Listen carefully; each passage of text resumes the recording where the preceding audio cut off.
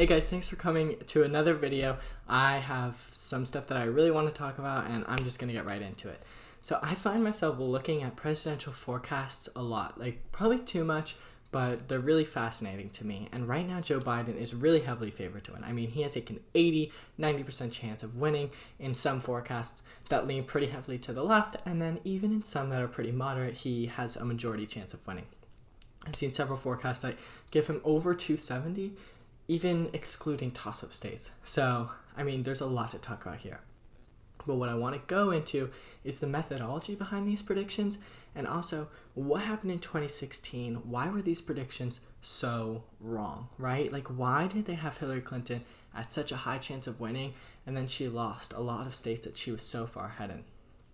Now, a little disclaimer that I want to talk about first is I think when we look at these forecasts, we're kind of unfair to them. I mean, if a state has, let's say, an 80% chance of going to the Democratic Party and then it goes to the Republican Party, we blame the forecasters.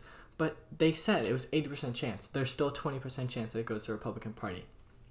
However, I do still think that the Democrats are much stronger this election cycle, and that we need to talk about these forecasts and why maybe 2016 was a bad year, why we shouldn't use that as our way to say that Donald Trump will win for certain. Okay, long intro done. Let's get right into it. So in 2016, there was a really interesting phenomenon going on that hadn't necessarily been happening before. And what we were seeing was that college-educated voters and high school-educated voters were separating. Their voting patterns were starting to differ for the first time in a while, or at least noticeably, right? And where that comes into play is with polling. And these presidential models are based heavily off polling. And when I go into the methodology behind it, you'll see that some of it isn't based off polling, but a lot of it is. Like, a very strong majority of it is, and rightfully so. Polls have been historically accurate. You know, in 2016, national polls had Hillary Clinton ahead by 3 points, and then she won by 2.5 points. So nationally, they're pretty strong. However, what's been happening is polls are becoming more and more expensive to run as response rates on telephone calls go down. So statewide polls are becoming less and less common and less thorough because you're having to spend more money per poll. So adjusting the metrics is kind of an afterthought, right? And what happened in 2016 was because there was that drift away from high school and college-educated voters. Well, college-educated voters are the people that are answering their phones to take these polls. And they're voting more Democratic than the high school educated voters. So these polls are going to have a Democrat bias in them, just built in. And there are a number of biases built into these polls based on older people answer, or, likely voters answer, whatever. There's a bias built into them. But historically, because we've had so many elections to go off of before, most of these biases are able to be adjusted in the metrics afterwards. However, this shift that's been happening, it hadn't happened before, and state polling hadn't been paying that close of attention to it. So in Michigan, in Wisconsin, in Pennsylvania, in Ohio, especially these Rust Belt states with a lot of high school educated voters, they weren't adjusting these polls like they necessarily should have been. That is one theory as to why these predictions were so off in 2016. Another theory is that everything kind of just went right for Donald Trump in 2016, and that 2020 is different. This theory is basically saying that Democrats have learned their lesson. They know that Trump is not necessarily a force to be reckoned with, and that he should definitely be taken seriously. What I mean by that is Democrats now are extremely enthusiastic to get out to the polls and vote. We saw that in 2018. But it also goes into saying that Donald Trump himself has defined who he is as a candidate. Now, normally, independents will break towards the incumbent. Right now, he has a net unfavorability rating among independents, and they're not predicted to break for Donald Trump. 49% of voters are saying they have absolutely no intention of voting for Donald Trump whatsoever. So what that means is that Donald Trump is extremely weak among independents. And remember, he won in 2016 with strong independent support and strong Republican support. And what this theory is saying is that with a strong Democratic base that's guaranteed to turn out in 2020 because of how much they hate Donald Trump, you need to have the Republicans and the independents go strong for Donald Trump as well. However, to get independent support, you're going to have to lose Republican support because you're going to have to chase the independents. And to energize your Republican base, you're going to lose some independents because you're going to be like polarizing your party. What this goes on to say is that independent voters, they don't care about what's happening with the Democratic Party. They don't care that progressives and all this socialism rhetoric that Republicans are trying to push onto the Democratic Party, because they've already seen what's happening in the Republican Party and they don't want any part of it. So that is like that theory, that everything went right for Republicans in 2016 and it's not going to be able to be replicated in 2020 just because Republicans are going to need both camps to win, and it's just impossible to have both camps. Now let's get into the metrics. And what I want to do is I want to go through JHK forecasts metrics, because they list off very clearly their methodology for how they get their forecast. The first part of it is they have a partisan lean, and this is just kind of like the base of the state, and it just shows how much the state is in one party compared to the national average. So in the last two elections, let's say Colorado votes an average of 55% for the Democrats, and nationally the Democratic Party gets 52% of the vote, then the partisan lean would be Democrat plus 3. The next index it uses is an economic index, and this just measures several parts of the economy: the GDP, the stock market, the yield curve, the unemployment rate, stuff like that. It gives them all score, and then it tallies them up and gives it a numerical rating, and then that will also go into the score.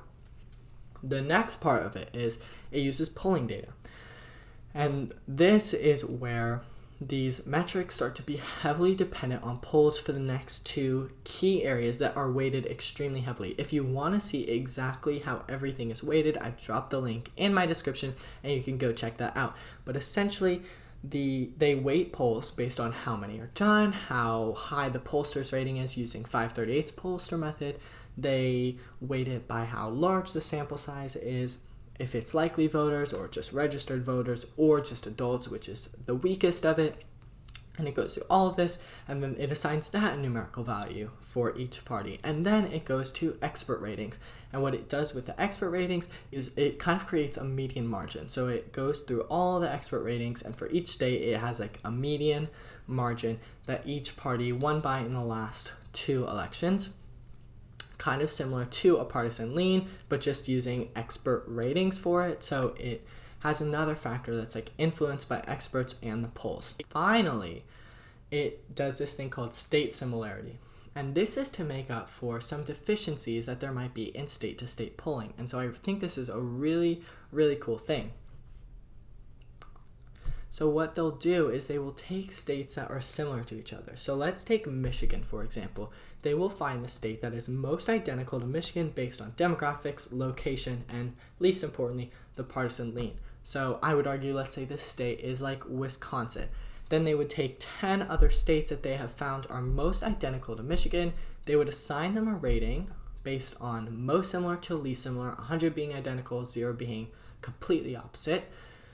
And then they will find the partisan lean of each of those states and use their similarity to the base state, which in our case is Michigan, to give it a partisan lean. And so what this does is it kind of gives them something to go off of that's not just the polls, because in some states there isn't a lot of polling data coming out of them. There's just, not enough polls going on in these states. The amount of times I've said poll is like unfathomable. However, you get what I'm saying. So the state similarity ratings are used to make up for some of those deficiencies, and that's why I really like JHK's forecast. There's another layer that's not just going into polling data.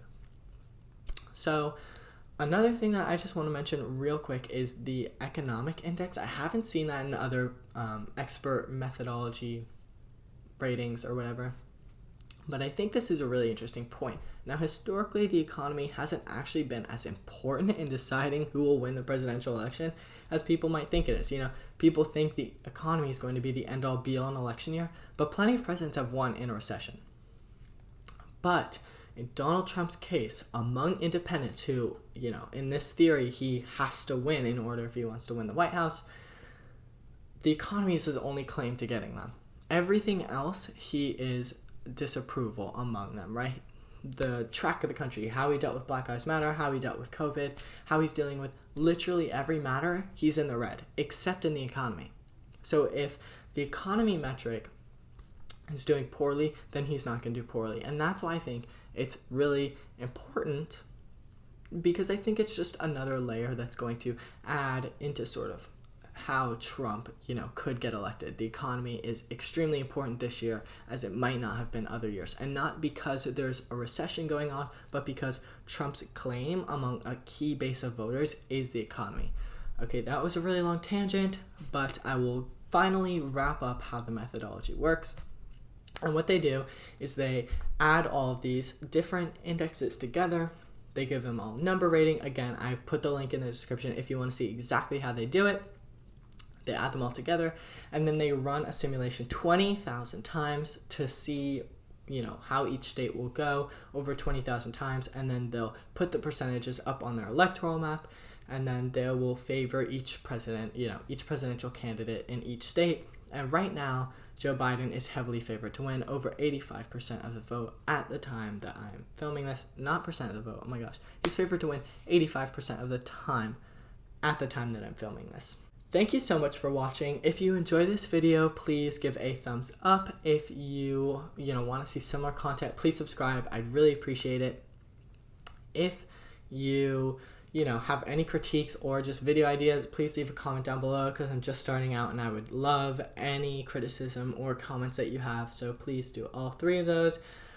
Thank you guys so much for watching. It really means a lot to me that those of you that have sticked here till the end. So yeah, thank you. Bye.